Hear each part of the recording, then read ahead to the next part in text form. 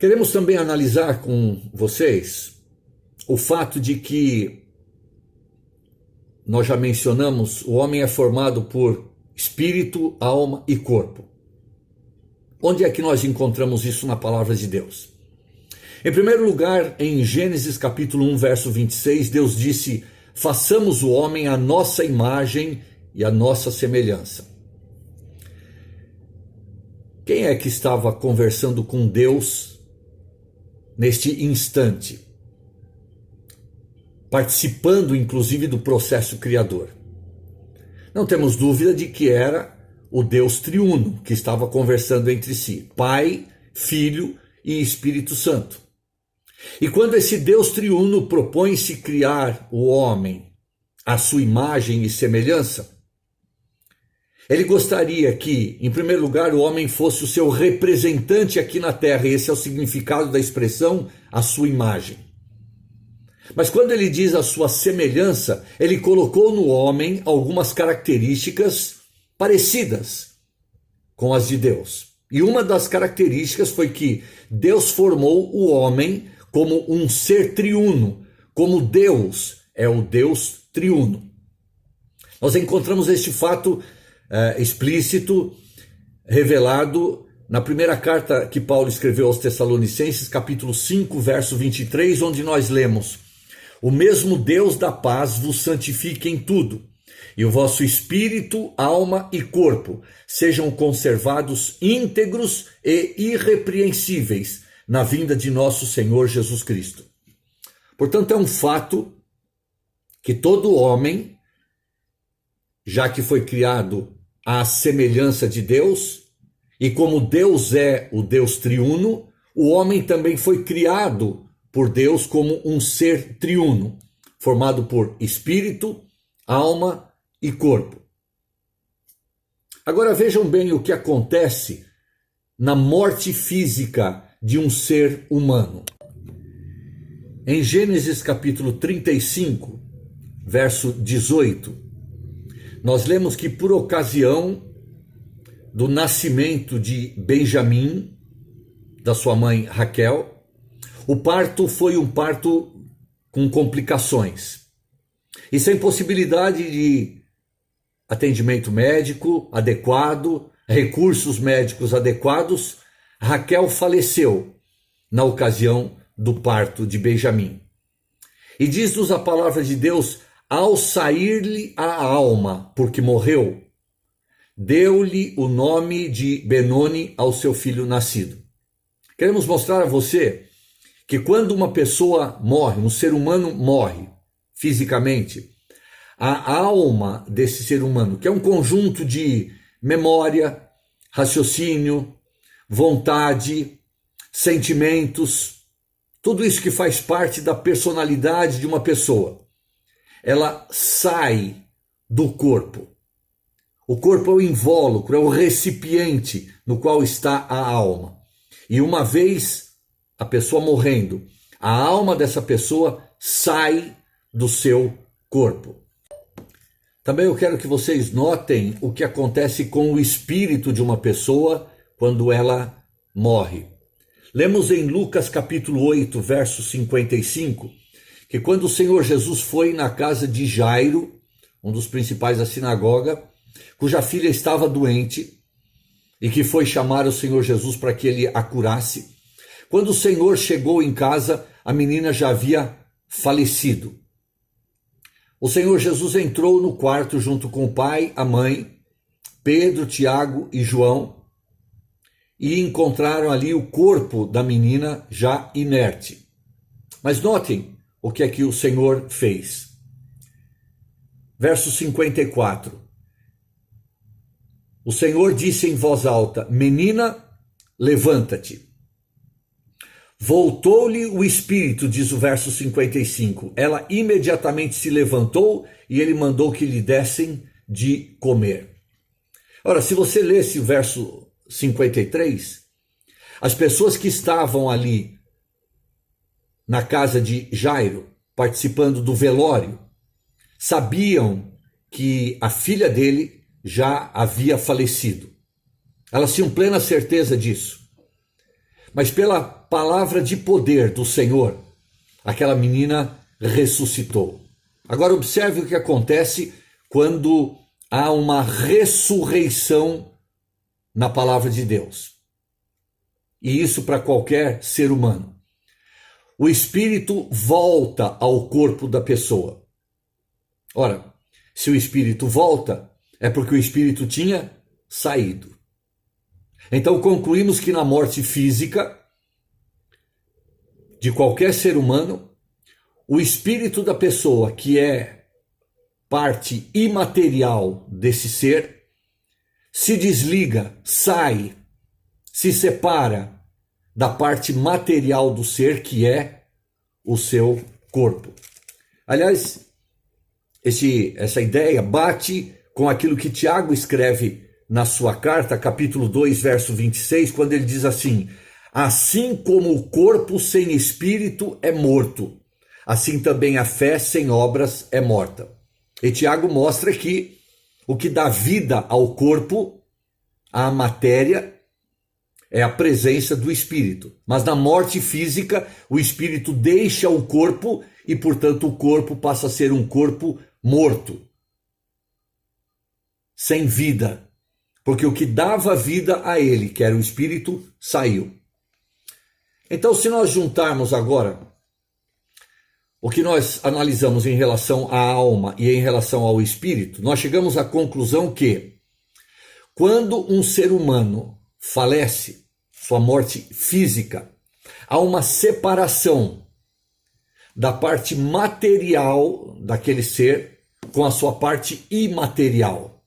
O que é que constitui a parte material de qualquer ser humano? O corpo. Matéria, visível. O que é que compõe a parte imaterial do ser humano? O espírito e a alma. Então, na morte física de um ser humano, há uma separação entre corpo, alma e espírito. Depois dessas considerações, vamos agora para o versículo 14 de 1 Tessalonicenses capítulo 4.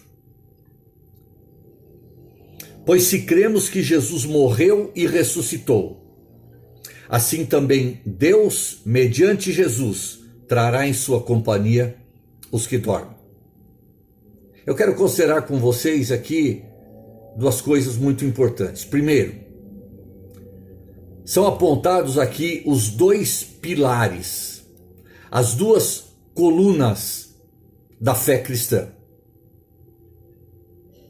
E entenda esse versículo, se cremos, não como uma condição, mas já que cremos. E me permita dizer que estas duas colunas são as duas colunas sobre as quais a sua fé deve estar posta, colocada, firmada. Primeira coluna: Jesus morreu. E sem dúvida nenhuma, essa é uma parte muito importante do Evangelho. Muito significativa. Por que é importante nós considerarmos a morte de Cristo? Bem, nós temos que considerar primeiro por que foi necessário ele morrer. A Bíblia diz que o salário do pecado é a morte. E a Bíblia também diz que todos pecaram e carecem da glória de Deus. Eu e você somos pecadores. Eu e vocês temos transgredido as ordens de Deus, temos quebrado os mandamentos de Deus. Na verdade, nós já nascemos pecadores, com uma natureza inclinada para o pecado. E durante a nossa vida nós temos feito muitas coisas que desagradam a Deus. Temos pensado coisas que desagradam a Deus. Temos falado coisas que desagradam a Deus. Temos feito coisas que desagradam a Deus. Isso a Bíblia chama de pecado. Não fomos criados para essa finalidade. Erramos o alvo, e pecado é errar o alvo. Fomos criados, Deus diz, para a sua glória. E quando nós fizemos, pensamos ou falamos muitas coisas, nós não contribuímos para a glória de Deus, e errar o alvo na Bíblia é pecado. E a justiça de Deus estabelece que o pecado deve ser castigado com a morte. Então, o que eu e vocês merecemos é a morte. Mas a Bíblia também diz que Deus prova o seu próprio amor para conosco pelo fato de ter Cristo morrido por nós, sendo nós ainda pecadores. O Senhor Jesus se ofereceu voluntariamente para morrer em nosso lugar. Se ofereceu voluntariamente. Ele sabia o que nós merecíamos e merecemos, mas ele quis levar essa pena, esse castigo que nós merecemos sobre si. E ele morreu ali. E sabe por que é importante nós considerarmos esse pilar da fé cristã, a morte de Cristo?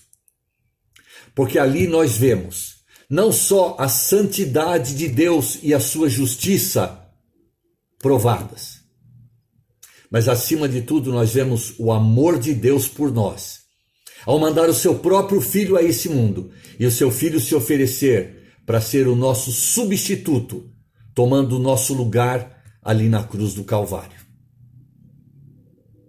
Mas também é importante nós considerarmos a segunda coluna. E a segunda coluna nos diz que Jesus ressuscitou. E se é importante considerarmos que Jesus morreu, é igualmente importante considerarmos que Jesus ressuscitou. Sabe, quando nós lemos o livro de Atos dos Apóstolos, nós vemos os apóstolos Pedro, João, Filipe, Paulo, todos esses mensageiros de Deus, nas suas mensagens proferidas, falando da morte, mas falando também da sua ressurreição. Aliás, para cada uma vez que os pregadores mencionam a morte de Cristo no livro de Atos, nas suas pregações, eles mencionam 2 vezes a sua ressurreição. E isso nos mostra a importância que os cristãos no primeiro século da era cristã davam à ressurreição do Senhor. Eles não creram num morto. É verdade, ele morreu, mas ele não permaneceu morto. Porque se ele tivesse permanecido morto, toda a sua fé e a sua esperança iria por água abaixo. Escrevendo a respeito disso aos Coríntios, a sua primeira carta, capítulo 15, o apóstolo Paulo diz: se a nossa esperança se limita apenas a esta vida, somos os mais infelizes de todos os homens. Mas a nossa esperança transcende a esta vida. Ela vai além. Porque o nosso Salvador não ficou retido nas garras da morte, mas vitorioso. Ele venceu o último inimigo que restava para ser vencido, a morte. Durante a sua vida ele venceu o pecado. Ele venceu Satanás quando foi tentado. Ali na sua morte ali na cruz, ele venceu o poder do pecado. Mas agora na sua ressurreição, ele vence a morte.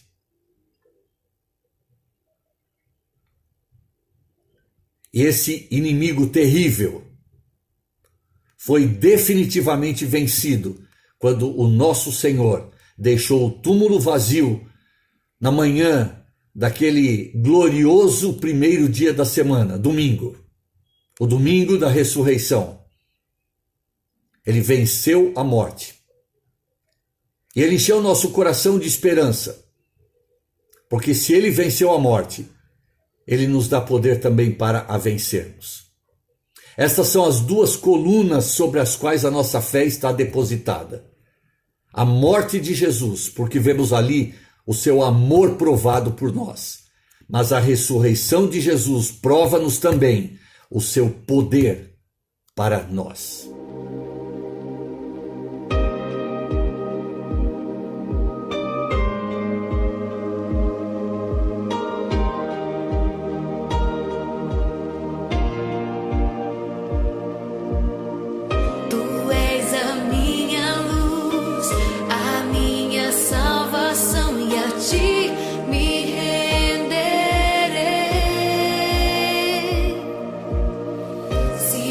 Teu lado eu nada temerei. Oh, tu és santo, ó Senhor.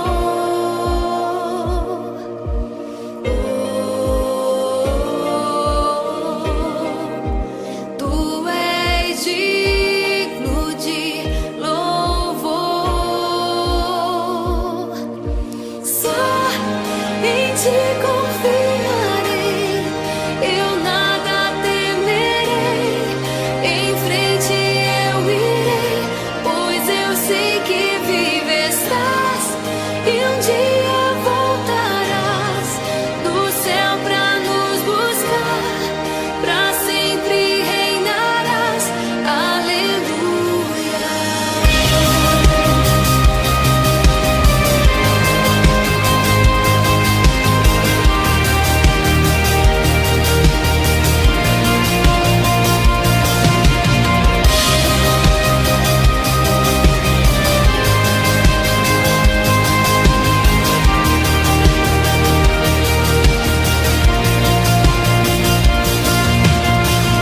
Tu és a minha luz, a minha salvação, e a ti me renderei.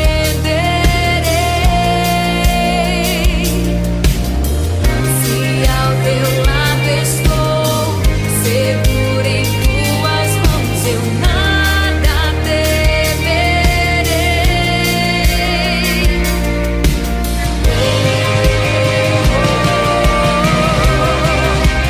Tu és santo, ó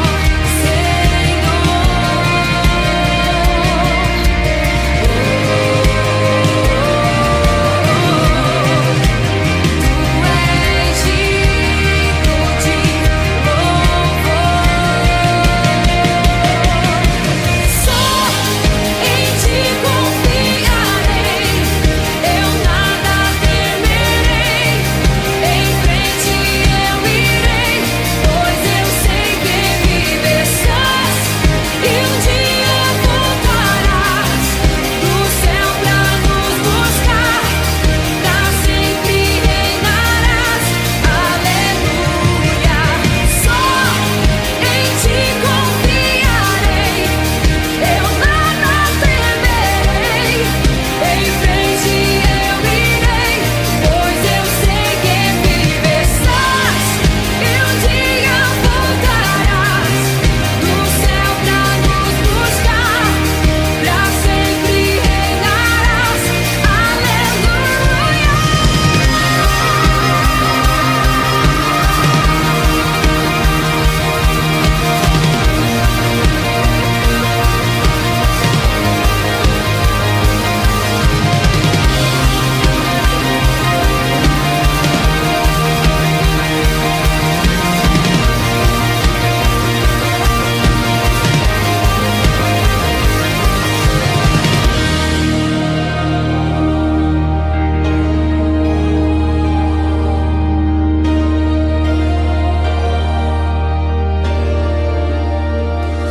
Vem, Jesus.